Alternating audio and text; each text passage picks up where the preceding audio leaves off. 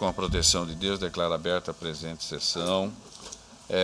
Cumprimento os meus eminentes pares e aqui abro um parênteses para reafirmar a eterna gratidão pelo evento, da participação efetiva que tiveram, aqui em especial ao Dr. Ricardo Almeida, que é o diretor da escola, e juntamente com a sua equipe, propiciaram 2 dias de um efetivo diálogo com os outros colegas de todos os estados da federação, e ao final tivemos um resultado o qual nós vamos empregá-lo neste processo eleitoral.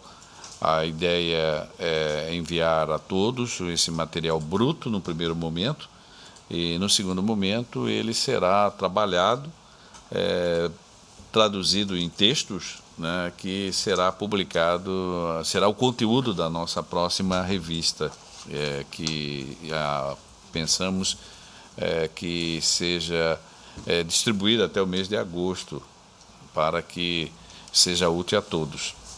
O digno procurador regional eleitoral, doutor Pedro, aqui que se faz presente, é uma satisfação tê-lo aqui de novo. Meus indispensáveis auxiliares e servidores da casa, eu consulto a todos se há algum apontamento a ser feito quanto à ata da sessão pretérita, precisamente a ata plenária 8.547. Se não houver nenhuma observação, anotação, proclamo, portanto, ela está aprovada.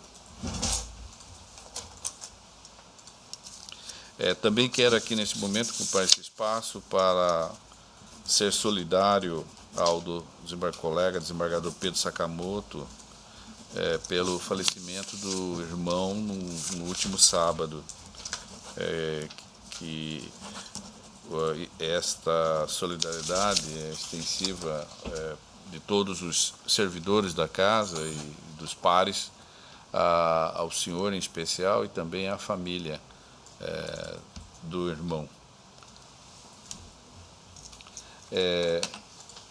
Colocamos então em mesa para a continuação do julgamento o processo 2.1, que ele foi iniciado no dia 27/2. Houve pedido de vista do Dr. Antônio Pelé Júnior, que é o recurso eleitoral, representação, propaganda política, propaganda paga de Cáceres, cujo recorrente é a coligação, trabalho, transparência e resultado. Esse processo é da relatoria da colega doutora Vanessa Curti Perenha Gasques, que, ao proferir o voto, o concluiu pelo provimento. O doutor Antônio pediu vista, o desembargador Pedro Sakamoto acompanhou a relatora, o doutor Marcos aguarda o pedido de vista, o doutor Ulisses Rabaneda, desde então, acompanhou a relatora, e o doutor Ricardo também aguarda o pedido de vista. Com a palavra, o digno colega. Bom dia, senhor presidente. De início, gostaria de estender meus pêsames ao desembargador Pedro, né, pela perda sofrida. E, por outro lado, eu só gostaria de parabenizar também a escola e cada um dos servidores que esteve envolvido na preparação, que estiveram envolvidos, né, cada um do que esteve envolvido na preparação desse projeto. Realmente foi um evento singular, né, que vai marcar a era aqui nesse tribunal, em face do quilate das palestras, das discussões. Então nós nos sentimos mais bem preparados após todas essas discussões havidas nesse congresso, né? Então, parabenizar a cada um dos servidores, a EJA, a escola, o Dr. Ricardo Almeida, a Janes, e na pessoa do presidente da corte também, o desembargador Márcio Vidal. Eu pedi vista dos autos, mas analisando-os detidamente, né, eu vou acompanhar o voto da doutora Vanessa, né, no sentido de afastar a condenação em litigância de má-fé, né, pelo provimento do recurso. Doutor Ricardo de Almeida. Eu acompanho o eminente relator. Doutor Marcos Faleiro.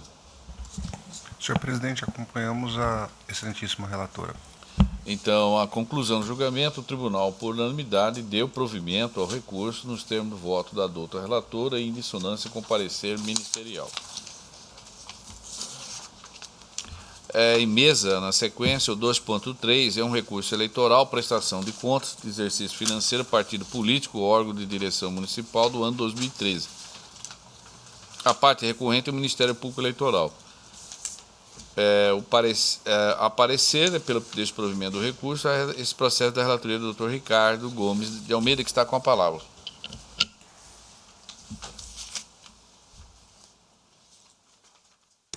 Obrigado, senhor presidente. Trata-se de recurso eleitoral interposto pelo Ministério Público Eleitoral contra a sentença proferida pelo juiz da 34ª Zona Eleitoral, que julgou aprovadas as contas do Partido Democratas, Diretório Municipal de Planalto da Serra, relativo ao exercício 2013. Em suas razões recursais, o parquê pugna pela reforma da sentença, sustentando que a decisão que aprova as contas não contempla a verdade dos autos, uma vez que o partido omitiu informações financeiras a respeito das contribuições pagas pelos filiados, as quais seriam de natureza compulsória a teor do que dispõe o Estatuto do Partido. Apesar de notificado para apresentar contra-razões, o partido deixou transcorrer in albis o prazo assinalado. Certidão de folha 59. A Procuradoria Regional Eleitoral manifestou-se pelo desprovimento do recurso interposto e consequente manutenção da sentença que aprovou as presentes contas. É o relatório, senhor presidente. Procuradoria. Senhor presidente, eu ratifico o parecer. Ratificado o parecer, retorna a palavra ao relator. Senhor presidente, esse caso o pleno já julgou, eu mesmo trouxe essa questão já para o plenário, ela é bastante singela e trata-se daquela questão de alegação do Ministério Público Estadual Eleitoral de primeira instância de que o Estatuto do Partido traz a previsão de contribuição compulsória e que, segundo o Ministério Público Eleitoral, de primeira instância, o partido deixou de declarar essas contribuições compulsórias, né? Meu voto é bastante sucinto e eu estou dizendo que não há nenhum indício de que tenha ocorrido essas contribuições, não pode ser presumidas. E na linha dos votos que já trouxe a esse plenário, eu estou negando o provimento ao recurso, senhor presidente, em sintonia com o parecer ministerial. Doutora Vanessa, com o relator. A voto divergente, a matéria posta em julgamento? Se não houver, eu vou proclamar o resultado. O tribunal, por unanimidade, negou o provimento ao recurso nos termos do voto do doutor relator, em consonância com o parecer ministerial. Na sequência, trago o 2.2 da relatoria do Dr. Ulisses Rabaneda. É um recurso eleitoral, prestação de conta de candidato ao cargo de vereador de Comodoro. O recorrente é o Ministério Público Eleitoral. Com a palavra, o digno colega. Senhor presidente, trata-se de recurso eleitoral interposto pelo Ministério Público contra a sentença proferida pelo juiz da 61ª Zona Eleitoral de Comodoro, que aprovou a prestação de contas de Osimar Mota da Silva nas eleições de 2016 ao cargo de vereador. Em razões recursais, o recorrente alega que a contabilidade do recorrido merece ser desaprovada, pois, aspas, constam dos autos veículos de Antenor Paulo Neto e Cícero Antônio de Souza, os quais não foram relacionados na prestação de contas, fecho aspas. Assevera que, aspas, a omissão na prestação de contas de veículos que foram utilizados na campanha é elemento suficiente para a desaprovação das contas do candidato. As contestações não foram apresentadas. Em parecer, a doutora Procuradoria Regional Eleitoral sugere o desprovimento do recurso, asseverando em síntese que, embora o candidato tenha declarado o uso de um único veículo movido a álcool/gasolina, apresentou despesa referente à aquisição de diesel na importância de aproximadamente R$ 280, o que, na sua ótica, vulneraria a confiabilidade necessária ao exame das contas. É o relatório. Senhor presidente, apenas para esclarecer que o parecer ministerial é pelo provimento do recurso, considerando que... pelo provimento, que a declaração de combustíveis diversos aos veículos utilizados induz à desaprovação das contas, conforme jurisprudência colacionada. Nesse sentido, feitos os esclarecimentos, retorno a palavra a Vossa Excelência. A palavra ao relator para o voto.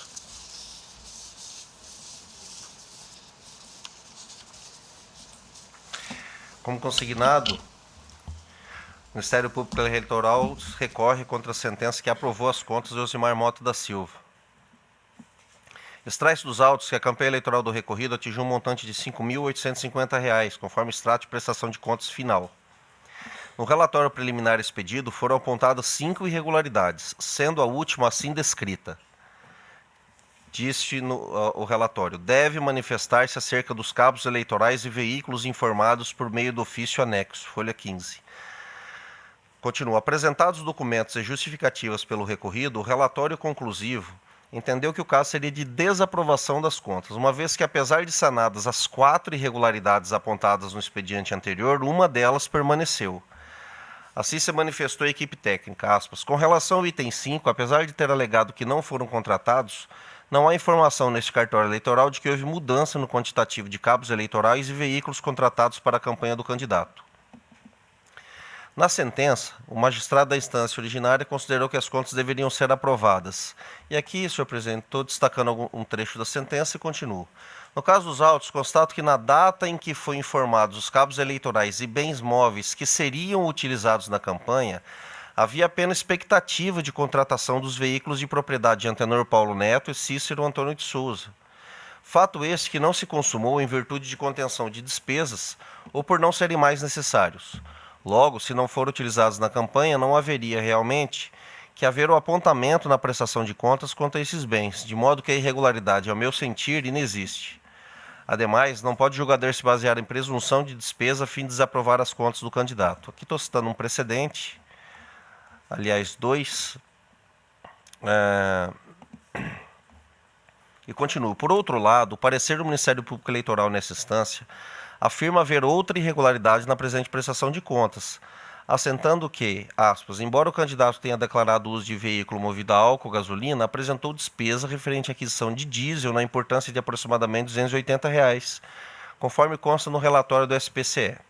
Contudo, essa irregularidade não pode ser apreciada no presente caso, pois ela não constou do recurso apresentado pelo Ministério Público na instância precedente, apenas no parecer. Incide, pois, o princípio processual tanto devolutum quanto apelatum, que autoriza o tribunal a apreciar apenas a matéria impugnada no recurso manejado. Estou citando o dispositivo do Código de Processo Civil, dizendo que, destarte, não constando esta irregularidade de qualquer capítulo ou fundamento do recurso, prejudicado seu conhecimento. Posto isso, em dissonância com o parecer ministerial, nego o provimento ao recurso, mantendo inalterada a sentença, senhor presidente. Como voto? Todos estão de acordo com o eminente colega? Ele está desprovendo... Ah, sim, pois não. Doutor Ricardo, Se a doutora Vanessa antecipou, pede vista. A todos aguardam? Os demais colegas aguardam o pedido de vista? Pois não.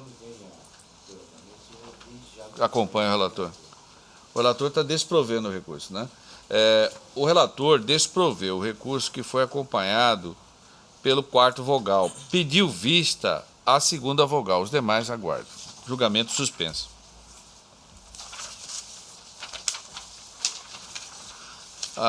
Em mesa, o 2.4, embargos de declaração com efeitos infringentes, recurso eleitoral, representação, pesquisa eleitoral, Argemiro José Ferreira de Souza, é a parte embargante.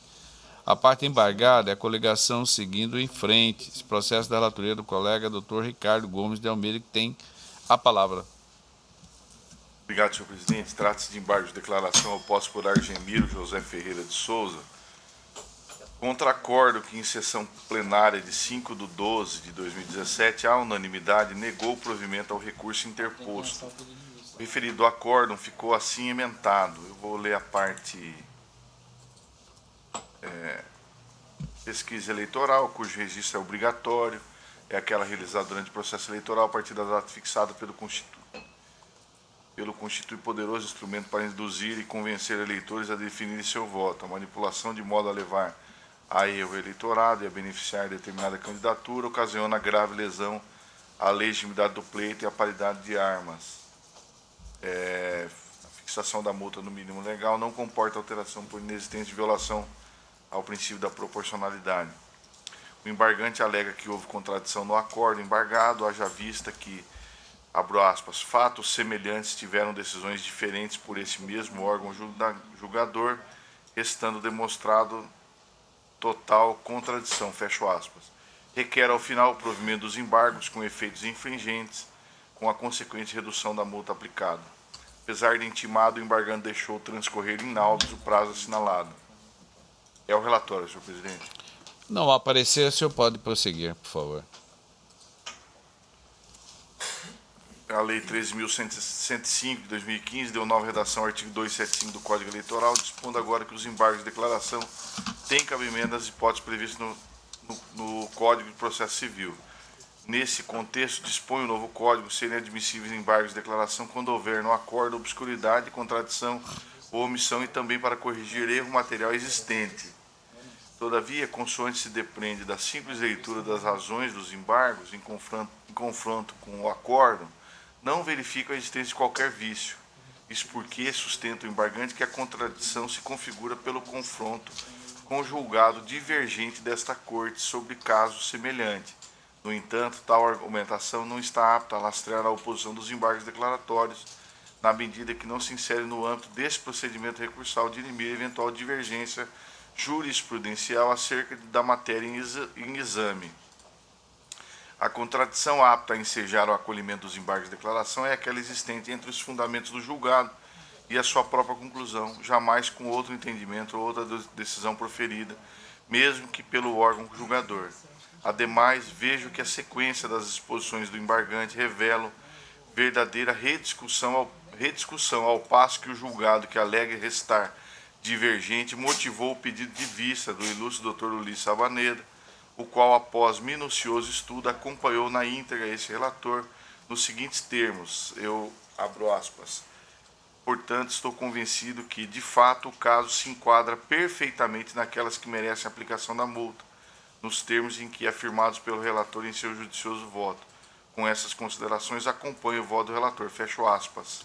Como se percebe, não há que se falar em contradição da decisão recorrida, que exaustivamente analisou os pontos rechaçados, tendo o embargante suscitado questão expressamente manifestada no acordo, como se extrai do voto vista, o que evidencia a desnecessidade de quaisquer reparos. Nesse sentido, eu cito um precedente do Tribunal Superior Eleitoral e concluo, ante o exposto, rejeito os presentes embargos. É como voto, senhor presidente. Os embargos estão sendo rejeitados. Há um consenso do plenário? Se houver consenso, faço proclamação. O tribunal, por unanimidade, rejeitou os embargos de declaração nos termos do voto do doutor relator. Pauta administrativa e processo físico. Passemos agora aos processos administrativos. Em mesa, o 2.5 é um processo administrativo, minuta de resolução, alteração parcial da resolução número 1609/2015. É o PAI número 4830/2017. O requerente é a Coordenadoria de Educação e Desenvolvimento. Aqui a proposta de alteração parcial da resolução mencionada, que instituiu o modelo de identidade funcional do servidor deste tribunal e estabelece critério para sua expedição. Todos receberam antecipadamente não só o voto, no sentido de encaminhando para aprovação, que o novo normativo proposto altera essa competência que passa a ser exclusivamente do presidente. Feito esse devido esclarecimento, propõe a aprovação da minuta e resolução em anexo. A resolução em anexo consta a parte que está sendo alterada, o dispositivo, e traz também no seu bojo um novo modelo de identidade funcional deste tribunal e cartório, obviamente. Todos estão de acordo? Há uma identificação, inclusive eletrônica. Todos estão de acordo? De acordo. Então está aprovada. Pois não. Pois não. Já, Vossa Excelência, isso é um questionamento que nós fazemos, inclusive, lá no Tribunal de Justiça do Estado de Mato Grosso. As identidades funcionais dos servidores e dos magistrados aqui do TRE não preenchem os requisitos de aceitabilidade. Vossa Excelência está de parabéns aqui em alterar a resolução para que os documentos passem a valer realmente como documentos, porque trata-se, como vocês podem observar aqui, dos membros. Documento é um mero cartão de cartolina escrito o nome, o qual não tem nenhum requisito de aceitabilidade dentro dos padrões da legislação em vigor. Tem no CNJ uma proposta de tramitação com relação à identidade dos magistrados. Eu não sei se foi aprovada ou não essa resolução lá no CNJ, mas essa questão, não sei aqui se já está abrangendo também os magistrados e levar essa preocupação lá para o Tribunal de Justiça do Estado de Mato Grosso. Na oportunidade, quando fui diretor do foro, eu questionei, coloquei por escrito, levei essa preocupação para o presidente do tribunal à época, salvo engano, o desembargador Orlando Perry, em alterar a identidade funcional de todos os servidores do Tribunal de Justiça do Estado de Mato Grosso, inclusive dos magistrados, porque nenhum documento lá preenche os pressupostos mínimos de aceitabilidade previstos na legislação em vigor. Nenhum pode ser aceito como documentos, são facilmente falsificáveis, e o que pode ocorrer aqui, inclusive, problemas de segurança com relação a essa questão. Só essa observação, e parabenizando o senhor pela iniciativa em adequar a situação do TRE à legislação em vigor. Eu agradeço e estendo aos cumprimentos aos servidores, né, e à área competente que fez a proposição. E quanto à parte de que o senhor está sugerindo, que encaminha ao Tribunal de Justiça uma sugestão, nós faremos, eu agradeço. Anote, por gentileza, para registrar em ata, para ser expedido ofício ao presidente do Tribunal de Justiça de Mato Grosso. Desembargador Pedro, aqui está em mãos um processo que eu vou lhe passar à presidência, embargo de declaração, Life Tecnologia Consultoria Limitada versus a parte recorrida ao Tribunal Regional Eleitoral. O senhor presidir esse julgamento. Com a palavra, o eminente colega. Processo eletrônico. Eu peço só um minuto de... É porque eu estou encontrando dificuldade aqui para abrir o voto aqui no PJI. Estou pedindo ajuda aí dos... PJI? Deixa eu abrir aqui.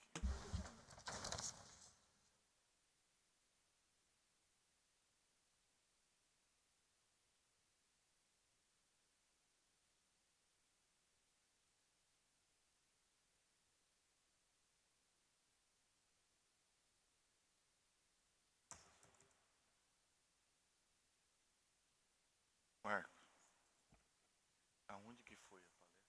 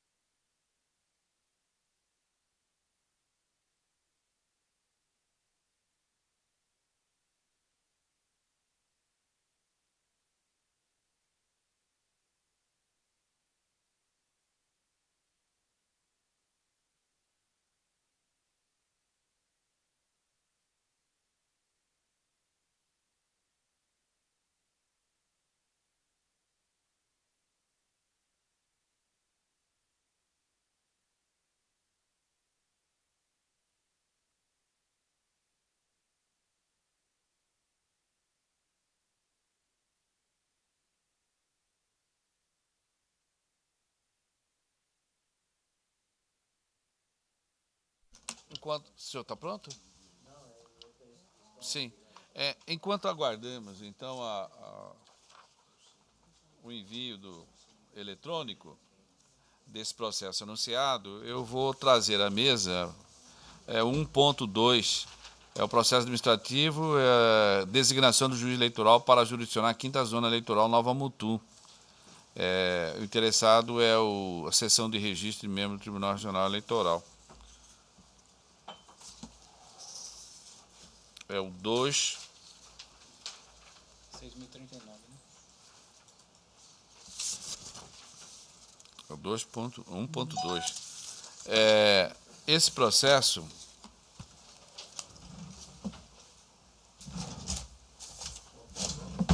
é 1.2, é PJE, eletrônico. Aqui é o processo judicial eletrônico impulsionado pela seção já mencionada da 50ª Zona Eleitoral Nova Mutum, tendo em vista o término do biênio da excelentíssima senhora Luciana de Souza Cavar Moretti, que vai ser findada em 7/3/2018. Estamos apenas antecipando. Aí tem todo aquele processo, tramitação, saiu publicado o edital. Na ordem foram inscritas a Ana Helena Alves Porcel, Roncoski e também o Cássio Leite de Barro Neto. A última atividade desses magistrados, a primeira Ana Helena mencionada, está na ordem alfabética, foi no dia 15/7/2007. E o segundo, Cássio, foi no ano de 2015.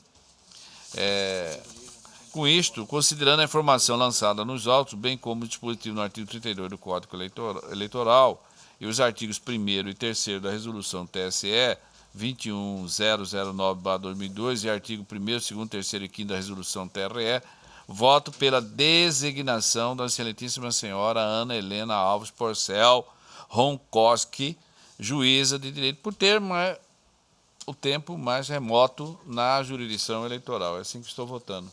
Todos estão de acordo, colega? De acordo com a resolução. Então, o tribunal, a unanimidade, designou a juíza Ana Helena Alves Porcel Roncoski, juiz de direito da 3ª Vara da Comarca Nova Mutum, para jurisdicionar a 5ª Zona Eleitoral, CDA Nova Mutum, a contar da lavatura do termo de entrada em exercício, nos termos do artigo 16, parágrafo 1º da resolução do TRE. Na sequência, 1.3. Processo administrativo, decisão proferida pelo Conselho Nacional de Justiça, autos de pedido de providência. Recomendação para que todos os tribunais e conselho implantem sistemas randômicos aleatórios de distribuição de feitos administrativos entre os seus membros. Essa aqui é uma questão que eu chamaria a atenção dos senhores. É um processo judicial eletrônico, mediante o qual tramita os documentos alusivos à decisão proferida pelo Conselho Nacional de Justiça e nos autos do pedido de providência, de relatoria da conselheira Gisela Gondim Ramos, consistente na recomendação para que todos os tribunais e conselhos implantem sistemas randômicos de distribuição de feitos administrativos entre os seus membros. As unidades de instrução deste regional divergiram em seus posicionamentos acerca da obrigatoriedade da observação da aludida recomendação. A assessoria jurídica, por conta do entendimento de prevalência da competência atribuída ao CNJ pelos artigos 103b, parágrafo 4º da Constituição Federal. A Secretaria Judiciária e a Diretoria Geral, por outro lado, pela predominância do que prescreve o artigo 96, inciso 1, a linha A, da Carta Magna, no que concerne a autonomia dos tribunais para elaborar seus regimentos internos. Destaca a Secretaria Judiciária que o que motivou a decisão do CNJ foi a ausência de normativo estabelecido a forma de distribuição dos feitos administrativos, haja vista que era o presidente do Tribunal Regional Federal da 5ª Região, órgão reclamado naqueles autos, quem escolhia o relator a partir do conhecimento que este tinha acerca da matéria posta no processo administrativo. Era um critério subjetivo. Isso é que foi a motivação de ter sido levado e decidido pelo CNJ. Eminentes pares, eu estou acolhendo as razões das diversas áreas deste tribunal e a conclusão que chego é pela manutenção da atual regra de distribuição dos processos administrativos previstos no regimento interno deste tribunal e pelo encaminhamento de comunicação ao CNJ do que restar decidido por esta Corte, no caso em tela. É assim que eu estou votando. Para manter. Ocorre o seguinte, que lá nesse tribunal que deu aso a essa discussão dessa matéria, nesse conselho, foi o fato que lá a distribuição era feita pelo presidente, ele escolhia a matéria e distribuía para os pares. Tá? Aqui nós temos um regimento interno já há mais de 7 anos, que prevê que os processos administrativos são da relatoria nata do presidente. Então, como nós temos isso documentalizado, eu estou encaminhando voto, acolhendo as diversas manifestações das áreas desse tribunal para manter o regramento que nós temos. A não ser que, obviamente, o senhor queira que mude, sem nenhum problema. Todos estão de acordo? O mesmo tribunal resolve, por unanimidade, manter a regra de distribuição do processo administrativo prevista no regimento interno. Aí seja encaminhado ao Conselho Nacional de Justiça. Na sequência, 1.4, é um processo administrativo de designação do juiz eleitoral também para jurisdicionar a 30ª Zona Eleitoral da Água Boa.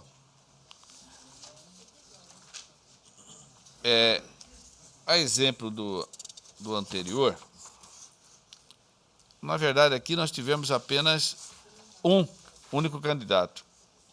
Somente o senhor Alexandre Menberg Serói, que declarou não incidir em nenhum impedimento, bem ainda a viabilidade da locomoção na sede eleitoral.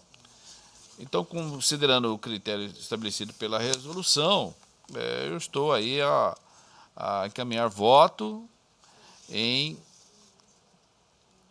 proceder à dispensa do senhor Pedro Davi Benetti, que até então estava no exercício da titularidade, e designar o senhor Alexandre Menberg Godoy. Repito, é o único que se inscreveu. Todos estão de acordo? Então, o tribunal, a unanimidade, resolve designar o senhor Alexandre Menberg Serói, juiz de direito da primeira vara da comarca de Água Boa, para jurisdicionar a 30ª Zona Eleitoral sediada em Água Boa, a contar da lavratura do termo nos modos da resolução. Eu retorno a palavra agora ao digno colega desembargador Pedro Sakamoto. Obrigado, presidente. Anuncio, então, o julgamento do processo administrativo PJE 06000019, dígito 49, 2017. Embargo de declaração, processo administrativo, decisão do presidente do Tribunal Regional Eleitoral de Mato Grosso, aplicação de penalidade por infrações às inúmeras cláusulas do contrato 33 de 2016, recorrente Life Consultoria e Tecnologia Consultoria Limitada, e recorrido do Tribunal Regional Eleitoral de Mato Grosso, é de minha relatoria. Cuida-se de embargo de declaração oposto pela empresa Life Tecnologia e Consultoria Limitada contra acórdão número 2086, publicado em 14/12/2017 no Diário da Justiça Eletrônico deste TRE, sob número 2554, a fim de que sejam suprimidas supostas omissões no decisum colegiado. Nas razões juntadas nesse processo judicial eletrônico, o embargante requeriu o pronunciamento desse órgão quanto ao cronograma de pagamentos realizados pelo embargado. Sustentou que, conforme demonstrado na defesa prévia, o TRE MT, até a presente data, não adimpliu totalmente as obrigações devidas ao embargante pelo serviço prestado no âmbito do contrato administrativo 33/2016. Aduziu também que este regional não se pronunciou acerca do perfilhamento ou não da orientação jurisprudencial do STF, supostamente invocado no acordo proferido na 5ª turma do TRF1,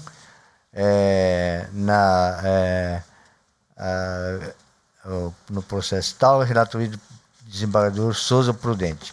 Postulou também a concessão do efeito suspensivo presente de embargo, tendo em vista o prejuízo de difícil reparação a ser suportado pela recorrente, o relatório.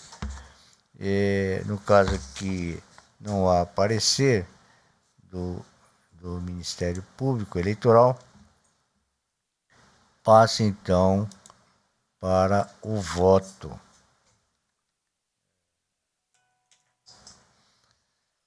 Eminentes pares, conforme relatado, cuide-se de embargo de declaração oposta pela empresa contratada Life Tecnologia Consultoria Limitada contra o acordo 2086, publicado em 14 de 12 de 2017, no Diário da Justiça Eletrônico deste TRE Mato Grosso, sob o número 2554, a fim de que seja suprimido supostas submissões no deciso colegiado. De início, registro que os embargos de declaração e análise foram postos tempestivamente, consoante certidão encartadas às páginas 28 desses autos virtuais, razão pela qual os conheço.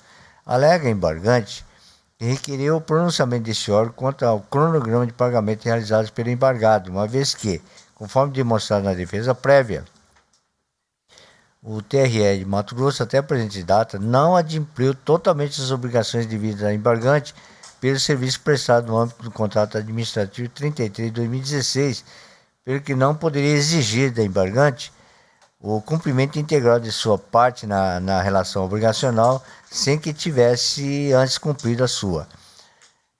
Embora o embargante assevere que o acordo embargastado é omisso nesse ponto, reconheço que todas as teses deduzidas no seu recurso foram devidamente abordadas por esta Corte Eleitoral, notadamente esse ponto referente ao inadimplemento das suas obrigações. Veja-se o trecho do acordo em que se discutiu essa tese.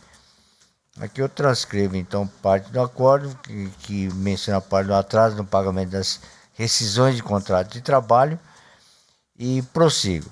Aduzo também que esse tribunal não se pronunciou acerca do perfilhamento ou não da orientação jurisprudencial do STF, supostamente invocado no acordo proferido pela quinta turma do TRF1, de relatoria do desembargador Souza Prudente, deciso esse mencionado nas razões de recurso administrativo, sem razão a embargante, uma vez que esse tribunal abordou exaustivamente esse precedente trazido pela parte e reputou distintos contextos fáticos ali e aqui examinados. Veja-se as discussões plenárias acerca desse quesito. Aspas. Por derradeiro, a recorrente trouxe aos autos julgados do TRF1 da primeira região, apelação ou exame necessário, número tal, da relatoria do desembargador federal Souza Prudente, cuja emenda é o seguinte: administrativo de processual civil, contrato administrativo, multa contratual em virtude de mora na execução de obras, insignificância do excesso de prazo, redução do quanto estabelecido no instrumento de contrato, possibilidade, princípio da razoabilidade e da proporcionalidade, aplicação supletiva das normas de direito civil, honorários advocatícios, observando os critérios definidos pelo parágrafo 3º e 4º do artigo 20 do Código de Processo Civil. E transcrevo, então, o referido acordo eu vou só fazer a leitura dessa parte em negrito. O distingue, nesse caso, assenta-se justamente num contexto fático totalmente diverso, eis que nos presentes autos não está a falar em atraso de obra, mas sim de inexecução parcial do contrato por violação de cláusulas contratuais, que é o caso também do que originou o presente feito. Prossiga. A propósito, quando do julgamento do mérito do recurso, esse relator preferiu o voto referendado a unanimidade por este órgão plenário, evidenciando as razões por manter intacta a decisão presidencial que aplicou penalidade de multa de 5% em decorrência de inexecução parcial sob o contrato 33 de 2016, bem como suspensão temporária de contratar com esse regional pelo prazo de 1 ano e 8 meses. Diante do que foi exposto, embora o embargante alegue que o acordo combatido mostre-se omisso, fica evidente que se almeja, em verdade, a reanálise da matéria já percustada quando o julgamento do recurso administrativo, constituindo assim pretensão não condizente com a via eleita, pois não é desplicente destacar que toda a matéria ventilada nesses embargos foi abordada por este órgão colegiado de forma clara e objetiva. Posto isso, inexistindo qualquer omissão no acordo reprochado a ser sanado nessa via recursal, nego o provimento a esses embargos de declaração. É como voto, presidente. Ou melhor, desculpe. sessão. Com, então, o voto do Dr. Marcos Faleiro da Silva. Senhor presidente, acompanho Vossa Excelência. Pois não, Dr. Ulisses Albaneda. De acordo. Dr. Ricardo Gomes. Realmente. Doutora Vanessa. Acompanho o relator. Dr. Antônio Veloso Peleja. Relator. Então, eu anuncio o resultado do julgamento. Por unanimidade, o tribunal negou provimento aos desembargos de declaração. Devolvo então a presidência do desembargador Márcio. Eu agradeço e, não havendo nenhum processo elevado a julgamento nesta manhã, eu declaro encerrada a presente sessão. Lembrando tão somente aos eminentes pares, a douta Procuradoria e servidores que teremos sessão amanhã, terça-feira, e também na quarta. E o horário de início é às 8 horas.